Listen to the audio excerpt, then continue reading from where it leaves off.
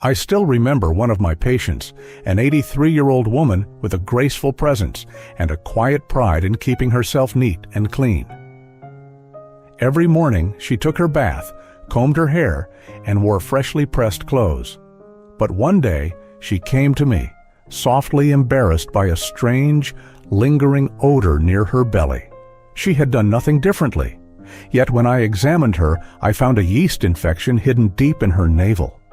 It had been quietly building up for weeks. You see, after 70, our bodies change.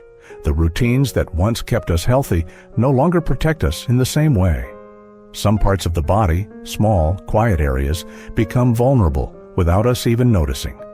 In today's video, I'll walk you through the 3 most commonly neglected areas I see in my older patients, and more importantly, how to care for them gently, confidently, and with self-respect. Stay with me until the end, because the 3rd area often goes unnoticed, even though it directly affects your immune system. And if you're new here, I invite you to subscribe. Let's make these years not just longer, but lighter, healthier, and more comfortable, together.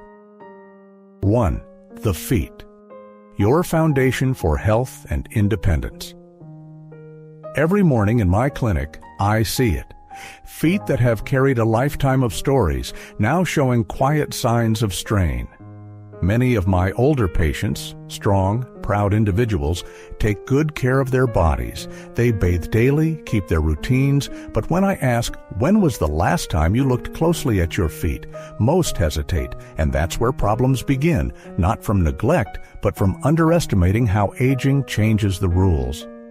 After 60, our feet don't simply age, they transform. The skin becomes thinner and loses its natural oils, making it more prone to cracks and dryness. Blood flow to the lower limbs slows down, which means healing takes longer. Even a small nick or blister might linger for weeks. The immune system, too, becomes less responsive. It takes more effort for the body to fight off infection. And for many seniors, sensation in the feet gradually fades. Nerves that once quickly registered a pebble or cut now respond slower, or not at all.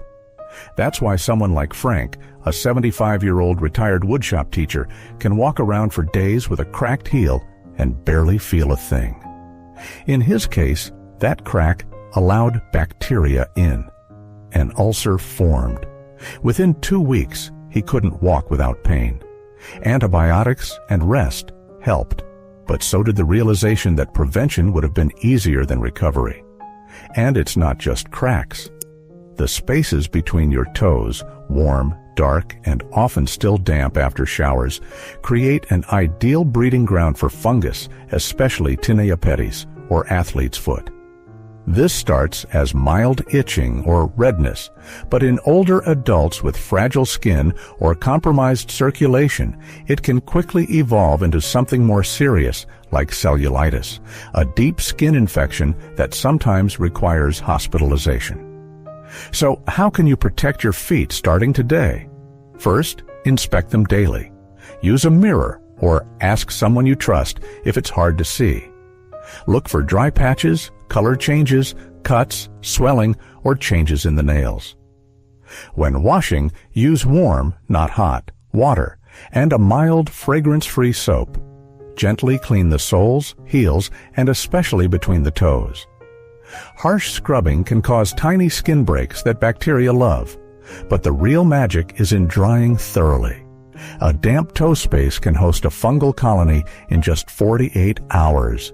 Pat the feet dry with a soft towel, and if needed, use a hair dryer on a cool setting. Then, moisturize the tops and soles, but skip the area between the toes. Hydrated skin is less likely to crack. And finally, choose supportive, breathable footwear. Rotate your shoes to let them dry out fully. Wear socks made from cotton or moisture-wicking blends, and always put them on clean and dry. Your feet may be far from your line of sight, but they're at the center of your freedom. Caring for them is not a luxury. It's a form of quiet self-respect and a way of saying, I still want to walk through life on my own terms. So, let me ask you this. When was the last time you truly checked the health of your feet? 2. The groin. A hidden hotspot for infection. Of all the areas we care for, the groin is often the one we ignore, not out of neglect, but out of discomfort. It's a private place, and for many older adults, it feels awkward to talk about or even look at. But as a doctor, I can tell you, this is one of the most vulnerable areas in the aging body. The groin sits at the intersection of warmth, moisture, and skin folds, 3 elements that create a perfect storm for irritation and infection. Add in limited flexibility, incontinence, or excess skin, and you have an environment that can quietly turn into a health concern. One of my patients, Evelyn, was 82 when she came in. Independent, active, always put together. She told me almost in a whisper that something just didn't feel right.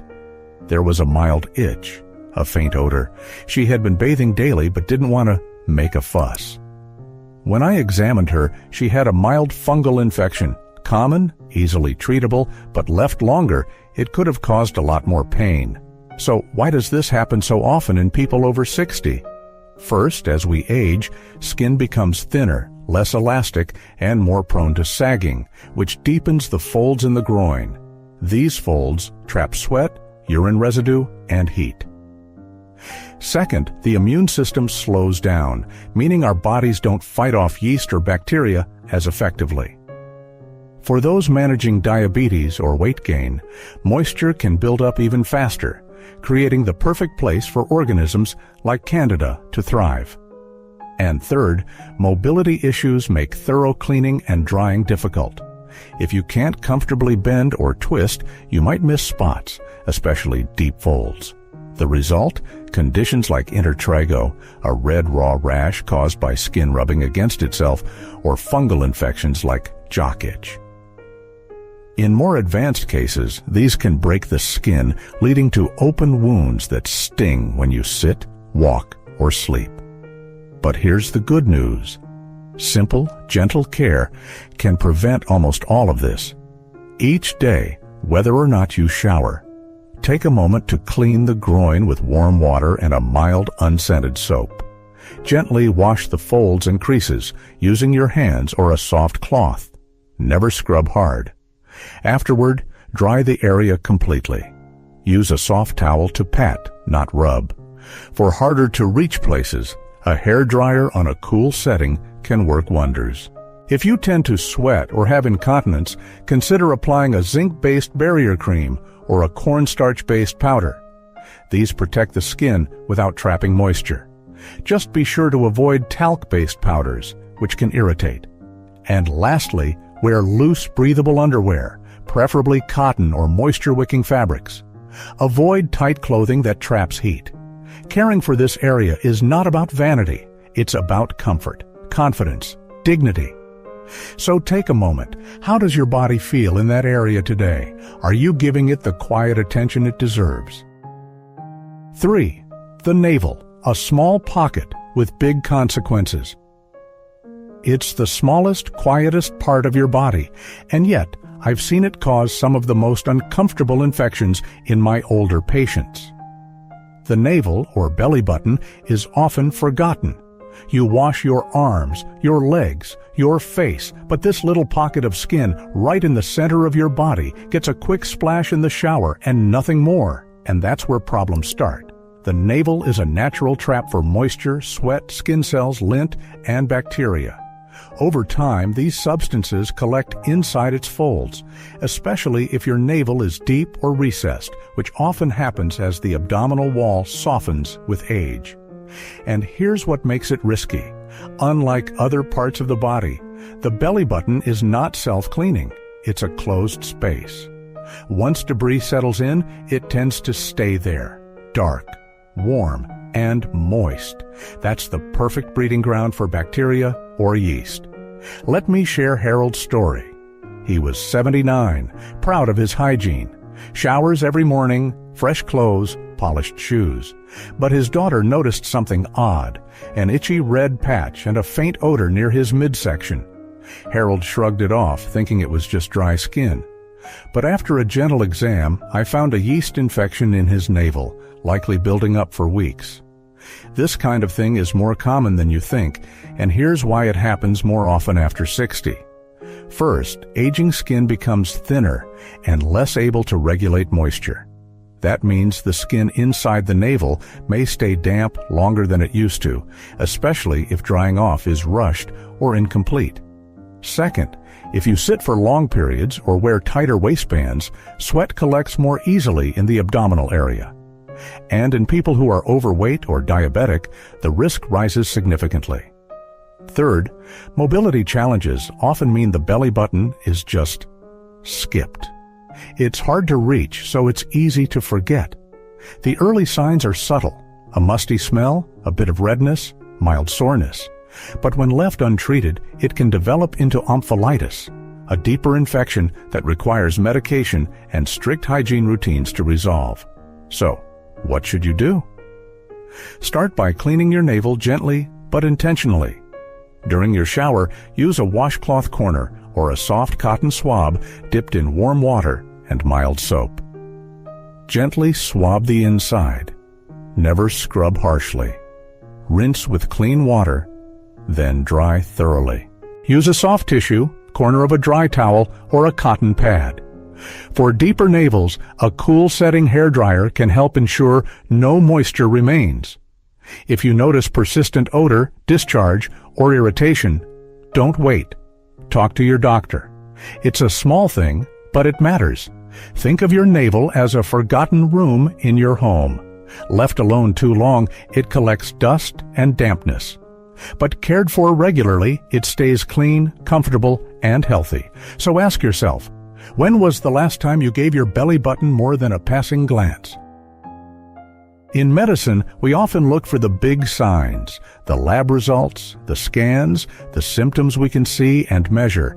But sometimes the things that matter most are quiet, small, easy to overlook. Your feet, your groin, your navel. These are not just parts of the body. They are signals. When cared for, they support your movement, your comfort, your dignity. When neglected, they slowly chip away at your freedom.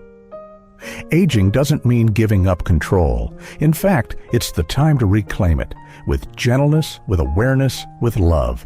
A few minutes each day. That's all it takes. And in return, you protect yourself from discomfort, infection, and even hospitalization. So tell me, what part of your body needs more care than you've been giving it?